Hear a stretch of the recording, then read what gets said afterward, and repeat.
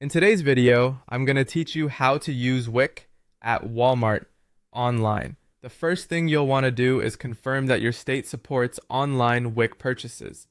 This is important because WIC online payment is not available everywhere, and the process can vary depending on where you live. You can usually verify this by visiting your state's WIC website or by checking inside the Walmart app to see whether online WIC payment is offered in your area.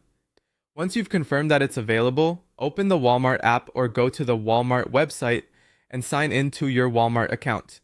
Make sure you're using the correct account before you begin shopping, especially if you've saved payment methods or order preferences there already.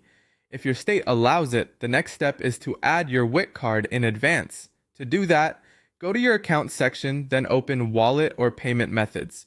From there, look for the option to add your eWIC card and enter the requested information, then save it.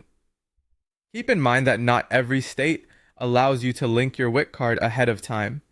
In some cases, you may be asked to enter your card details during checkout instead, so don't worry if you don't see the option right away.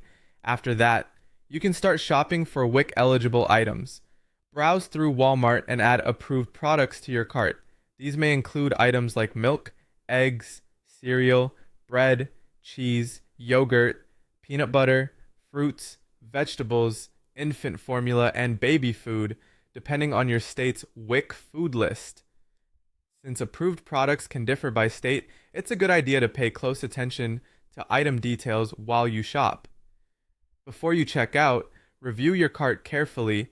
This helps you make sure the products you selected actually qualify for WIC benefits. If something isn't WIC approved, it won't be covered, and you'll need to pay for that item separately using another payment method. When everything looks correct, proceed to checkout and review your order details. At the payment stage, choose your eWIC card if it appears as an option, or enter your card information if prompted. Then apply your available WIC benefits to the eligible items in your order. If there's any remaining balance, such as non-WIC items, applicable taxes, delivery fees, or tips, you'll need to pay that portion with another accepted payment method. Finally, review your order one last time to make sure everything looks right, then place your order to complete the purchase. That's how to use WIC at Walmart online.